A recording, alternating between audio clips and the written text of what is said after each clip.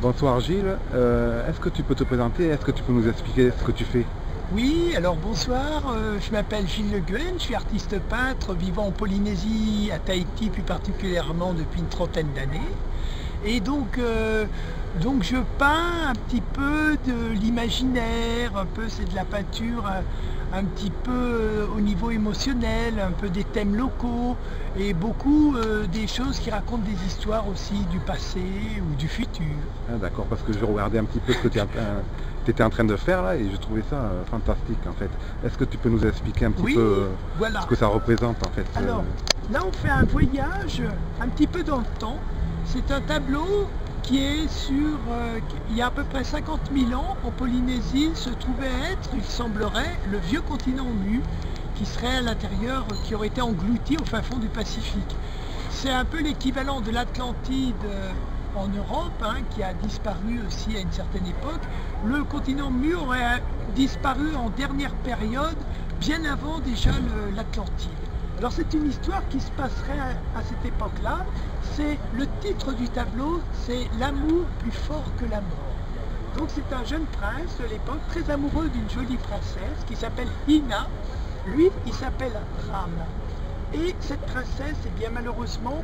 Est-ce que tu peux te mettre ici oui, pour qu'on voit un petit peu oui, mieux avec la bien lumière? sûr, Voilà. oui, bien sûr. Merci. Cette princesse, malheureusement, meurt dans ses bras. Mais heureusement, je dirais, cette petite princesse Hina, qui en Polynésie veut dire la déesse de la lune, cette petite princesse est originaire des étoiles.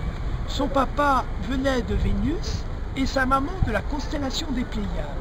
Ses grands-parents, eux, déjà depuis un moment sur cette terre, étaient descendus spécialement pour avoir des échanges avec des terriens. Et ses grands-parents, eux, venaient du soleil. Et elle, la petite Hina, par son grand-père, a été initiée, le moment venu, quand elle quitterait ce monde, de pouvoir partir en conscience et d'amener son corps avec elle. Donc voilà un peu le moment où elle quitte ce monde et son âme ici se dégage. Et bien sûr, elle s'aligne sur Vénus parce qu'elle va retourner vers là où elle est originaire, en fait, vers les étoiles. Lui, bien sûr, très amoureux de sa princesse, l'élu de son cœur, ne veut pas l'abandonner et veut l'accompagner dans l'autre monde. Donc il court sur la plage et il monte dans sa pirogue, il appelle son frère qui s'appelle Yo, qui est ici à la barre de la pirogue. Lui passe à l'avant de la pirogue et regarde l'élu de son âme qui s'élève vers les étoiles. Donc le frère tient la barre et la petite Hina avait beaucoup d'amis dans l'océan Pacifique. Elle avait des dauphins, des tortues, elle avait son petit pitbull porte-bonheur, super toutou, elle avait une baleine et tout ça. Et donc tous ces animaux, tous ces poissons, tous ces êtres de l'océan vont l'accompagner et accompagner ce vaisseau volant en direction des étoiles. Donc on avance comme ceci, il y a aussi une tortue, et là l'âme commence à s'élever. Et comme Hina n'est pas très habituée à voyager en tant qu'âme, il y a une tortue qui vient prendre le relais et elle s'accroche à l'arrière sur les pattes justement pour un petit peu souffler et la tortue va un peu la guider en direction de la Voie lactée. Et la tortue à son tour, à l'avant, tient l'étoile de Vénus en tant que direction. Et ici, on peut voir ce qu'on appelle un souffleur de peau qui souffle dans le coquillage. Et lui, par le souffle et par le son du pouls, il soutient par le son la vibration, l'âme, dans son voyage.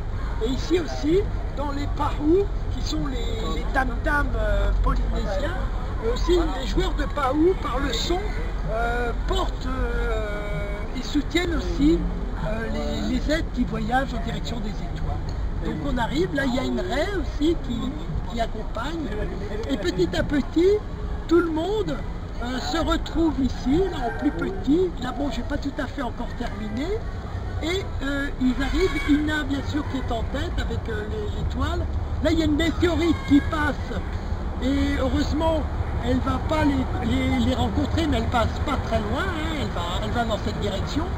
Et ici, ils vont en direction d'une petite Stargate, en fin de compte, une porte des étoiles, car comme eux, ils ont des corps physiques et ainsi de suite, et elle est dans un corps, on pourrait dire un corps d'âme, hein, un corps plus subtil, pour qu'ils s'accordent, ils vont passer par l'intermédiaire d'un vaisseau temporel qui est une porte du temps, et ça va permettre de les réaccorder tous, et ils vont pouvoir se retrouver dans un monde où ils vont pouvoir à nouveau vivre heureux et ensemble. Et donc ensuite tout va disparaître comme une étoile filante et ils seront retournés aux étoiles, et jusqu'à présent personne ne les a encore revus sur cette terre. Ah, merci Gilles, c'est une belle histoire.